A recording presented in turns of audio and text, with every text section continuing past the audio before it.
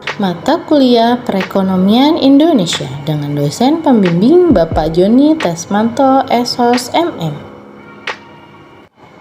Pertumbuhan ekonomi Indonesia. Pertumbuhan ekonomi adalah kenaikan nilai dan jumlah produksi barang atau jasa dalam kurun waktu tertentu. Pertumbuhan ekonomi sebuah negara erat kaitannya dengan tingkat kesejahteraan rakyatnya.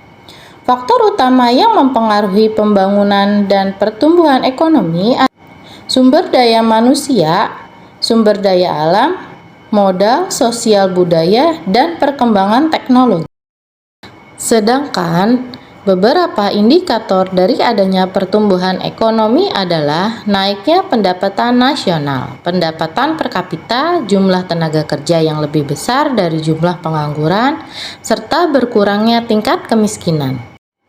Komponen yang digunakan untuk mengukur pertumbuhan ekonomi adalah produk nasional bruto atau produk domestik bruto. Pertumbuhan ekonomi adalah proses perubahan yang secara berkesinambungan menuju kondisi yang lebih baik dalam kondisi perekonomian suatu negara. Ekonomi suatu negara dapat dikatakan bertumbuh jika kegiatan ekonomi masyarakat berdampak langsung kepada kenaikan produksi barang atau jasanya.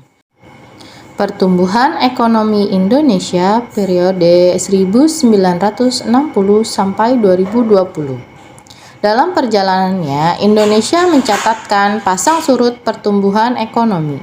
Merangkum jejak pertumbuhan itu dari masa ke masa pemerintahan 7 presiden yang pernah memimpin Indonesia, dari Soekarno sampai Joko Widodo. Sebagai data awal, per kuartil 3 sampai 2018, pertumbuhan ekonomi Indonesia tercatat 5,17% lebih tinggi dibanding periode yang sama tahun lalu sebesar 5,06%. Secara tahunan, pertumbuhan ekonomi 2017 mencapai 5,07%, angka tertinggi sejak 2014. Memang, angka itu masih di bawah pertumbuhan ekonomi masa pemerintahan Soeharto yang sempat menembus 10%. Sehingga ketika itu Indonesia dipuja-puji sebagai macan Asia. Bahkan, kinerja ekonomi saat ini masih di bawah capainya pemerintahan Susilo Bambang Yudhoyono yang bisa dicatat 6%. Namun, kondisi perekonomian Indonesia sekarang tetap dinilai sudah mulai stabil. Setelah mengalami kejatuhan pada krisis tahun 1998. Saat itu, inflasi meroket drastis 80% dengan pertumbuhan ekonominya minus. Sekarang jelas tumbuh lebih baik, meski pertumbuhan di zaman Orde Baru, tapi reformasi ekonomi kita menunjukkan perbaikan pesat. Pada 2015, perekonomian Indonesia kembali terlihat rapuh. Rupiah terus menurun melemah terhadap dolar Amerika. Saat itu, ekonomi Indonesia tumbuh 4,88%. Pada 2016, ekonomi Indonesia mulai terdongkrak tumbuh 5,03%. Dilanjutkan dengan pertumbuhan ekonomi tahun 2017 sebesar 5,17%.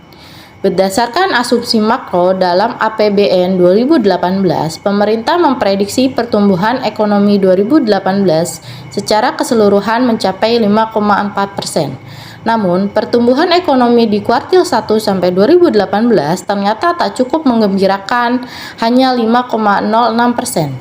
Sementara pada kuartil 2 sampai 2018, ekonomi tumbuh 5,27% dibanding periode yang masa tahun lalu. Hanya ada sedikit perbaikan dibandingkan kuartil sebelumnya. Pertumbuhan ekonomi Indonesia pada kuartil 3 sampai 2018 sebesar 5,17%. Malah melambat lagi dibanding kuartil sebelumnya.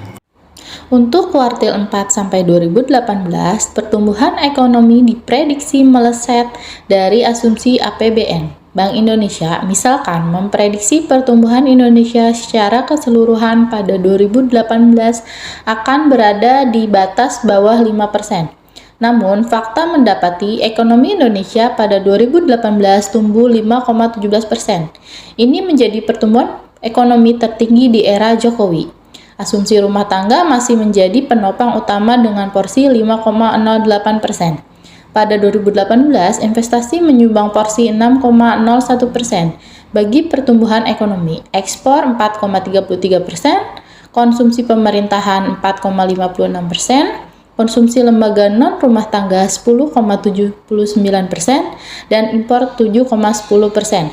Total PDB pada 2018 tercatat 56 juta atau 3,927 dolar Amerika memakai kurs saat itu. Tahun pemilu 2019, Indonesia mencatat pertumbuhan ekonomi 5,02%. Konsumsi rumah tangga memberi andil 2,73% pada kinerja ekonomi 2019, sementara investasi menyumbang 1,47%. PDB Indonesia pada 2019 tercatat 59,1 juta atau setara 4.175 dolar Amerika memakai kurs saat itu. Pertumbuhan ekonomi Indonesia melejit, waktu yang tepat memulai investasi.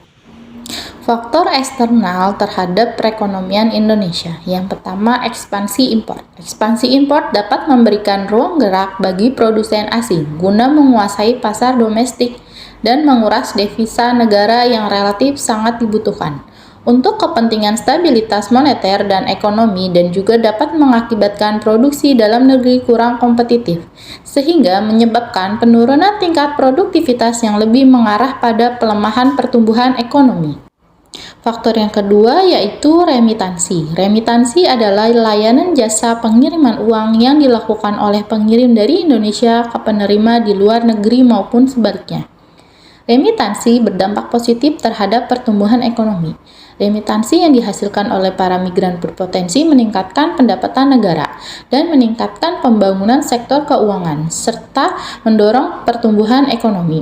Ada juga pengaruh negatifnya terhadap pertumbuhan ekonomi.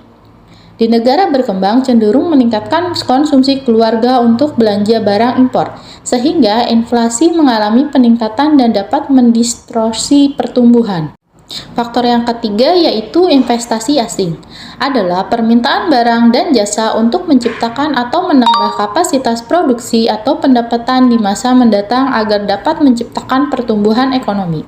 Memiliki peran penting dalam penggerakan perekonomian suatu negara, karena pembentukan modal memperbesar kapasitas produksi sehingga dapat mendorong pertumbuhan ekonomi. Prospek ekonomi bisnis di era perdagangan global. Tahun 2011 adalah yang terakhir kalinya ekspor Indonesia mencapai lebih dari 200 miliar US dollar. Setelah harga komoditas jatuh secara drastis dan ekonomi global melambat, efek positif dari globalisasi yang dirasakan Indonesia tiba-tiba memudar. Seluruh negara terkena dampak dari perang dagang Amerika Serikat dan China. Dan sebuah kebenaran pula jika harga komoditas menyebabkan penurunan tajam dalam perdagangan global sejak 2018. Lantas, investasi global melambat. Jika dapat dikatakan masalah neraca perdagangan adalah persoalan daftar produk utama ekspor yang ada masalah. Sebagian besar mengalami tekanan dan melambatnya nilai ekspor. Sudah menjadi rahasia umum jika suatu negara mengandalkan sumber daya alam, tanda bahagia muncul saat harga komoditas melambung, dan depresi saat harga turun dan permintaan ikut-ikutan melorot.